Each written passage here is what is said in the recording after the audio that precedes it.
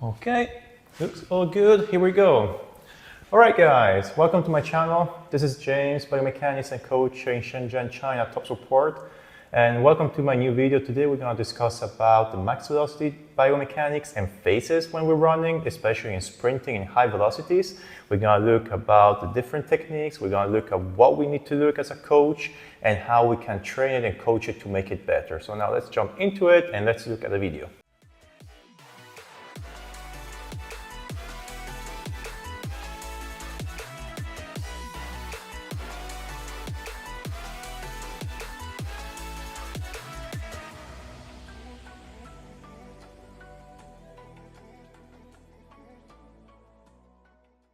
So let's begin now. So now you can see my screen and I'm going to control the screen so you can see everything from here.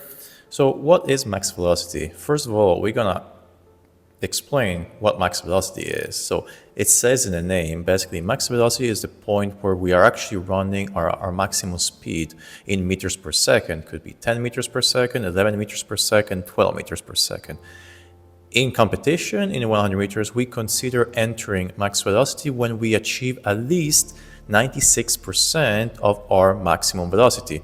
So over here you can see this max velocity phase. It's entering between the 30 to the 40 meters because we are achieving 96% at least of our maximum velocity, and we got progressively increase until we reach 100%, which is our maximum velocity, which usually for elite sprinters is between 12 to 12.5 meters per second. Right after that, we're going to enter the speed maintenance, because after we achieve our maximum velocity, we cannot accelerate anymore, and we eventually, due to fatigue or also by mechanical errors, we're going to start losing speed towards the end of the race. And you can see from this graph from the World Championships in Eugene of 2022 that each athlete achieves max velocity at different portions.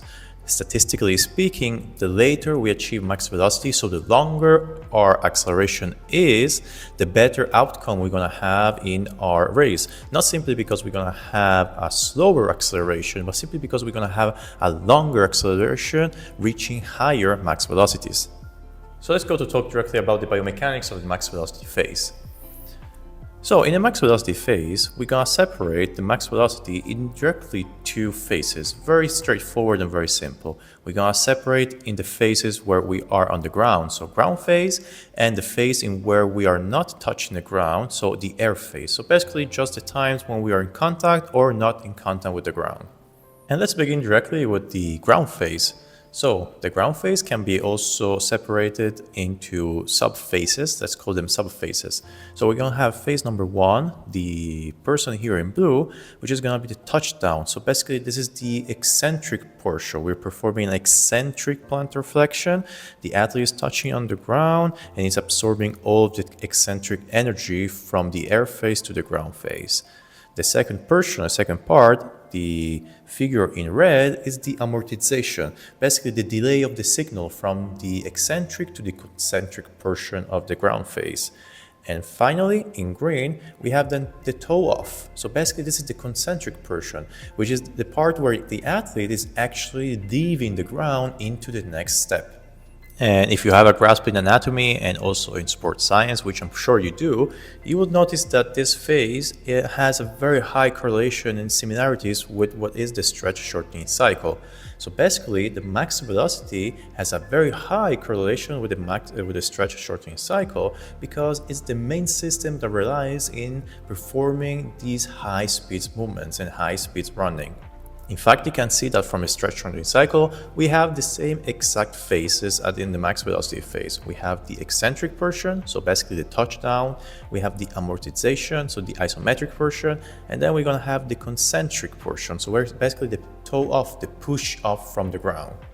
So what's this telling us? It's telling us basically that if we want to improve our max velocities, we don't really need to focus too much in high strength and high power in the strength room. Rather, we need to try to improve what is our stretch and shortening cycle system, because it has a very high correlation between the two. So that's what we actually need to do to improve our max velocity phase. Now let's start with this video. In this video, we have an athlete capable of running 10.1.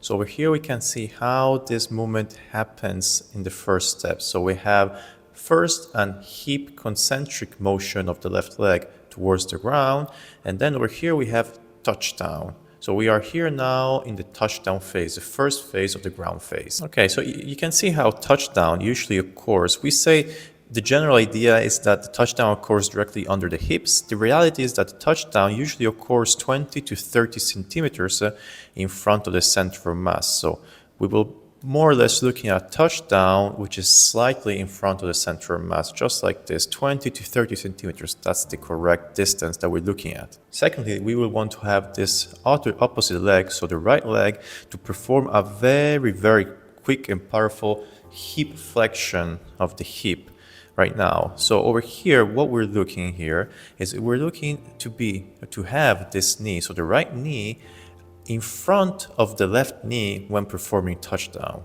So in this situation, you can see how this right knee is way in front of the left knee. This is a good position. We call this the ankle cross. It's very important that at touchdown, this knee is not delayed and it's not behind the opposite leg. We will see this later in the mistakes, in the errors of the biomechanics of the max velocity. So during the touchdown phase, we merely have hip concentric extension of the left leg towards the ground, activating the glutes, relaxing the quads, unlocking the knee, and performing a powerful strike to the ground, while the right leg performs a hip flexion by driving the knee forward. And this has to be performed at the same speed of the opposite leg, pulling the leg down, so the hip extension. Let's see it with another athlete. You can see now the athlete is performing touchdown just over here. Bam, touchdown. You can see how this other leg, so the left leg, it's actually crossing the right leg knee. So this is a good position. If we would have this knee over here, more or less, so just behind the opposite knee, the left leg will be in delay, and this will cause a lot of biomechanical problems, and this is a very common mistake that a lot of people has. As well, another thing that we're aiming for here is to maintain this angle of the flexed knee over here, so this knee flexion to be more open compared to this video. Now this is a new athlete, he's still learning how to do some things, and you can see how this angle is quite close over here. In reality, we will want to keep this angle here and keep this shin, let's say, parallel to the ground. This will limit the activation of the hamstrings. In this situation, the hamstrings are working as antagonists. So if they are more activated, they're slowing down the action of the agonist muscles, which in this case, it's the hip flexor. And in fact, you can see over here, the same example I said before, we're gonna have this knee crossing the opposite knee just on time. And as well, we're gonna have this shin being parallel to the ground and maintaining this knee flexion to a nice open angle of approximately, let's see, of approximately 62 degrees. Around 50 to 60 degrees is a good angle. So that's basically the first portion of the ground phase of the max velocity, so the touchdown. And as we've seen before, as coaches, there's many things that we need to look at, but these are the most important things over here. So the first thing that we're looking at is that the touchdown occurs usually 20 to 30 centimeters in front of the center of mass. The flexed knee, so basically the knee flexion movement, it's crossing the leg or the support leg before touchdown. So we want to have this flexed knee not behind. They can be at the same level, at the same point, or even forward. It's important that it's not too far behind, just as we've seen before. Thirdly, we want to have a plantar flexion of the foot. We're not going to land with a full flat foot. It's going to be a little bit of plantar flexion, and it's performing a little bit of eccentric plantar flexion to slow down the movement and activating the stretch shortening cycle with the eccentric portion. And finally, we want to have the shin close to parallel from the ground. As we said before, keeping the shin parallel and maintaining a knee angle 50 to 60 degrees will limit the activations of the hamstring and will limit the activation of an antagonist muscle.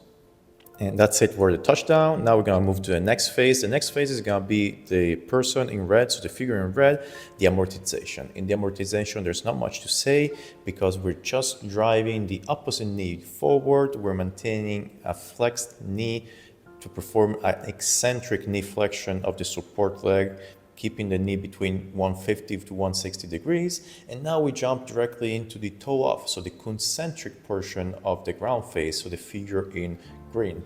This is the final portion of the ground phase, so we're actually performing a toe off. So this is concentric, we're leaving the ground and we're looking at these positions over here. So the first thing, important thing, is that we never fully extend the leg also during the max velocity. We maintain a knee flexion between 160 to 170 degrees. This is because a full extension of the leg will actually give you no benefit. It will just increase your contact times on the ground, it will delay your leg further back, and will delay what is the ankle cross that we've seen before. And if we create over here, that's clear. And about the opposite leg, we're gonna have the maximum hip flexion angle over here. It's gonna be more or less parallel to the ground. So having a knee flexion completely parallel to the ground, a hip flexion parallel to the ground, is quite unrealistic. However, we're gonna look at something close to parallel. One important thing is that the foot over here, so basically the front foot over here, does not need to reach forward. Actually, it needs to stay under or slightly behind the knee. This is done to limit the activation, so the activation of the quads and of the hip flexors, because the quads now, if activated, they will work as an antagonist during the pull down motion into the air phase. If we change athlete and we go to the other athlete, this athlete has a PB of 10.7, so still a modest athlete, a good sprinter, but not as good as the 10.1 as before. We can see that we can see more or less the same positions that we took before. We're gonna have a slightly more extended leg. If you remember from the previous picture, his knee ankle cross was a little bit far behind compared to the other athlete, and this is caused because his leg, far back leg, is now more extended. You can see how the front leg is close to parallel to the ground, and the foot is just slightly behind or under the front knee. So this is a good position. This is a position that will allow the athlete to deactivate, so to relax the quad and the hip flexors for the movement that's coming next. And the next movement is gonna be a quick swing of the leg backwards by activating the glutes over here. And this is possible, being powerful, only if we maintain those muscles over here, so the hip flexors and the quads, relax it to perform the swing back. Now let's look at the movement, total movement all together. So we're gonna have touchdown over here. You can see how this ankle is crossing, the knee is crossing, touchdown, of course, just in front of the center of mass, and the support leg is performing an eccentric hip and knee flexion and extension to support and contrast the energy towards the ground, and the opposite leg is driving forward. Now we're moving into the amortization over here, and we're driving this knee forward. We're reaching maximum hip angle of flexion over here. The foot, it's behind the knee or slightly under, and the rear leg, so the pushing leg while performing the toe off, does not fully extend. Rather, as soon we leave the ground over here, we collect and drive forward to the next step. What we need to look about here is a very important thing that not many people discuss, and we need to talk about the velocity, so the peak velocity of the drive of the foot. So in this case, this foot over here that is driving forward. With the peak velocity, we talk about the velocity, so the speed in which this leg moves from here to here. We need to imagine that the body of the athlete is already moving in this direction, let's say at 12 meters per second, meaning that this foot needs to drive forward faster than 12 meters per second to be able to be in front of the center of mass. And you can see it from a video how this foot, so in this case we have the right foot over here, it's being collected, driving, and it needs to reach this position over here. Now, this movement has to occur at least 8 meters per second. Anything slower than 8 meters per second as peak velocity of the drive foot will not allow your body to maintain a correct position and technique to be able to maintain high velocities for a longer duration. And usually we're gonna achieve our drive peak velocity more or less here, just behind the center of mass. This is the point where we're gonna achieve maximum peak velocity. What does it mean? That if we are in the strength room, we need to focus on increasing our velocity and strength looking at this knee angle and hip flexion. You can see this flexion over here and this knee flexion over here. So when we're performing training, we need to simulate those angles to work on the velocity of our drive.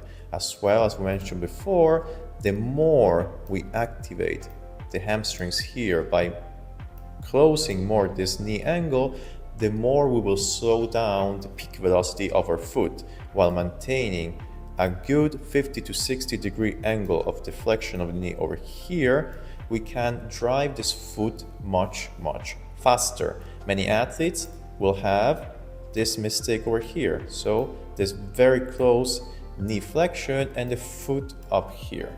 And that's it basically for everything to talk about the ground phase. Now, there's many things we need to discuss. These are the most important things that we need to look. And as a coaching view, now let's see what are the most important things that we need to look at the toe off phase. So the final portion, the concentric portion of the ground phase. So basically what we're looking at is that the drive foot is gonna be under the knee or even slightly behind. This is gonna be capable for limiting the activation of the quads, which will work then as an antagonist muscle in the next phase during the air phase. The push leg does not fully extend, but reaches a maximum extension of around 160 degrees. We can say that anything between 160 and 170 is acceptable, but closer to 160 is better. Then we need to work with the drive foot peak velocity, and it has to be at least 8 meters per second faster than our total velocity. So if our body is moving at 12 meters per second, our drive foot has to move at 20 meters per second at least compared to the space around him. And finally, the max hip flexion has to be close to parallel to the ground. This is going to be possible only if we maintain a proper biomechanics and also if we're going to exert the proper force production on the ground, and only if we have also good flexibility. And that's it basically for the ground phase. We discussed about touchdown, amortization, and toe off. There's gonna be a lot of things to look at. It's not gonna be easy, but if you want to achieve proper biomechanics and proper technique and maintain max velocity for long durations, we need to be able to achieve these positions. Now let's look at the next phase, which is gonna be air phase. We're not gonna separate the air phase in different parts like we did in the ground phase. We're gonna see it as a single phase, but we're gonna discuss about the different portions, so the single movements during this phase over here. We said that we would discuss about the air phase in a single phase. We're only gonna look at the small movements, so the different movements that occur during the air phase. So we're going to talk about the hip extension of the lead leg, so basically the pull of the front leg towards the back. During the max velocity, we need to change our mentality. We're not pushing anymore. Rather, we need to maintain the velocity that we achieved, and we need to start pulling this leg towards the back to match the velocity of our body towards the front. The second movement that we're going to talk about is the hip flexion of the rear leg. We discussed this before already with the drive of the foot from back to the front of center of mass. We're going to talk about the heel recovery. So basically the heel recovery, it's where the heel has to be when we're driving this foot. We already seen this during the shin position, during the touchdown. We're going to discuss it about again. And then finally, the most important thing, we're going to talk about the leg swing and the velocity of the leg swing towards the back. And let's get back at the video. So we are using the same athlete that we've seen before, ex long jumper, now new sprinter. Now you can see we performed it off, we are in the air, and you can see how now the athlete is activating the glutes to start to pull this leg towards the back in this direction. Now this is the main leg swing movement. It's a pull towards the back, and it's not a push anymore with the opposite leg. So we move forward, you can see that the leg is starting to extend by inertia. The leg does not extend by activation of the quad. Rather, we need to keep the quads over here relaxed. We need to keep this knee unlocked. Remember this term, it's very important. Keep the knee unlocked. And the leg extends by inertia by simply pulling this leg backwards. So this is the hip extension or the leg swing that happens during the air phase. We do not need to extend this leg by activating the quad, because we will dispense a lot of energy in the opposite direction. So you can see over here, it's continuing, extension, extension, and touchdown, you can see. So basically, the main thing that we need to look at here is activation of the glute and pull of the leg backwards. We need to limit the activation of hip flexor, activation of the quad, and blockage of the knee by kicking the leg in front. This is something that a lot of people will do by kicking this leg and extend the leg in this position. If we change the athlete, we can see exactly this mistake which I've been talking about. So you can see how this athlete now is reaching his maximum hip angle. It's starting to perform what we call the pullback, but it's not actually pulling back. You can see how the leg is just moving in that direction. It's waiting for the ground. It's not pulling aggressively towards the back. It's just extending the leg, and the athlete is just waiting even more before touching the ground. Instead, from this position, we want to unlock this knee and just pull aggressively this leg back. We need to match the leg swing velocity in this direction with the velocity of the body. So you can see exactly what I've been talking about. This athlete is extending the leg by activation of the quads. You can see the quads here very active. You can see them very contracted. He's activating. Now the leg is extended, but it's not pulling back. Rather, it's just waiting. And this will just increases drastically over here the eccentric forces. So basically the braking action towards the back. Let's quickly go back to the previous video to show you the difference. You can see now this athlete over here, activating the glute over here, unlocking the knee. You can see how this leg is swinging backwards. You see how faster. It's not waiting for the ground. It's just swinging, pulling the leg back in this direction to maintain velocity in this direction. So for example, if the velocity of the athlete over here is 12 meters per second, if this leg swing towards the back, it's at 11 meters per second, it means that the athlete is exerting braking forces of 1 meters per second each step. You understand the math over here. If we're moving forward at 12 meters per second, our legs needs to move faster or the same speed in the opposite direction to maintain velocity.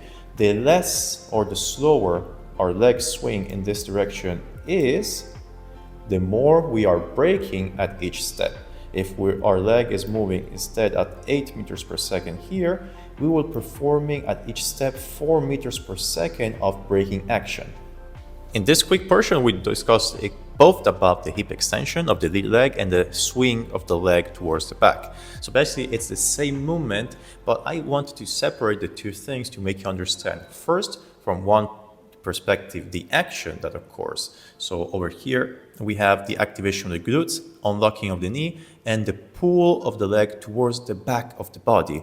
The leg swing is the velocity of which this occurs. It needs to match or get close to the velocity of the body. If we're moving at 12 meters per second, our leg needs to move in the opposite direction close to that velocity. If it does not, then we will be exerting braking forces and slowing down. So basically, this is the concept of max velocity. We are already running fast at our max speed. We cannot accelerate any further. And many athletes think that to maintain that velocity or to run even faster, they need to keep pushing towards the back like we're doing in acceleration. If we continue to do that, we're just gonna increase our biomechanical errors and we're gonna slow down even further, or we're gonna maintain max velocity for a very short duration of time. In reality, we need to change our mindset. Our athletes need to change our mindset. When we enter max velocity, we're not pushing anymore. Rather, we're pulling from the front towards the back, because our body is moving towards one direction at, let's say, 10 meters per second. What does it mean? That our legs need to move in the opposite direction, so towards the back, at the same velocity, at least 10 meters per second, to maintain that velocity. Now, in reality, maintaining the same leg speed of our body is quite unreal and unrealistic, but we need to achieve a maximum velocity possible of our leg swing towards the back.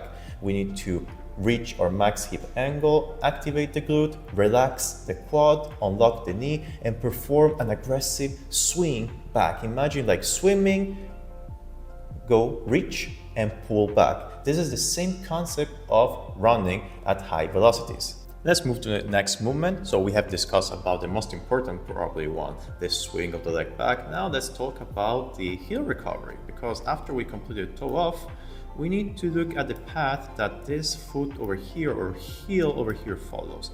So over here, we're gonna have two main movements occurring. We're gonna have a concentric hip flexion over here, and we're gonna have an eccentric knee flexion, slowing down basically the flexion of the knee. So activating the hamstring to slow down this heel recovery towards the air. So this is a very important movement. It will influence positively or negatively the overall outcome of your technique. So the foot needs to drive after a toe off directly to the front by following the shortest path possible. Now, how do we do this? We do this by simply driving the foot forward, maintaining this shin parallel to the ground and maintaining this knee approximately at 60 degrees. We're gonna drive it forward and bam, like this. The most common mistake that we will see during this phase over here is that we're gonna have this flexion of the knee being excessively close, like this, and we will have many athletes having the foot over here. So this will increase your total time, will delay the crossing of your leg. So this leg will delay the cross of the leg, as we discussed before. They need to match, the knees had to be at the same position during touchdown. And this knee angle is caused mainly by two mistakes. Mistake number one, it's an improper understanding from the athlete of the movement, or improper understanding of which muscles and how to activate the muscles. A second mistake, which usually makes this heel recovery be very high, is the full extension of the leg during the toe off. Imagine if the leg is completely extended over here, meaning that this leg, to reach the front, needs to follow a much longer path, because the athlete now needs to activate even more the hamstrings to collect the foot to be able to drive it forward. And that's it. Basically, these are the most important things when we're looking at biomechanics during the max velocity. There's many ways you can work with it. You can do a lot of drills. For example, the most important drill you can do is the ankling drill. I have a video that I made on explaining how to properly master and teach and learn how to do ankling. We can do type of workouts like drills on the mini hurdles, running technical runs. There are many things that we can do. Now let's look at the main mistakes, the main errors that as coaches we need to see and be able to spot while our athletes are performing a max velocity phase running. There are four main mistakes and errors that as coaches we need to be able to spot. So the first one is going to be the concentric knee extension of the lead leg. So basically extending the leg towards the front when we're performing the swing.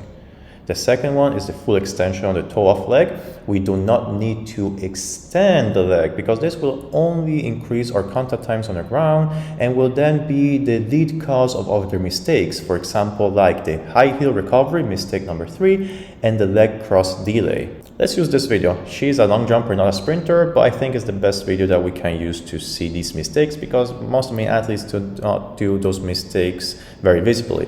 So over here we can see now the athletes, it's actually extending almost fully her leg. You can see over here the foot is way far behind of the center of mass. Now what would this cause? This full extension of the leg will cause now to be able to drive this foot forward a much more aggressive activation of the hamstring. This will also cause maybe injuries or pain in the future if athletes perform this movement very often and very aggressively. Now, usually the leg extension is always the precursor of the next two mistakes. Mistake number 2, a very high heel recovery. You can see how this heel is very high and you can see how high it will go.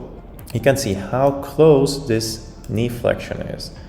And secondly, you can see now on touchdown that her opposite, so her flexed knee, it's far behind her support knee.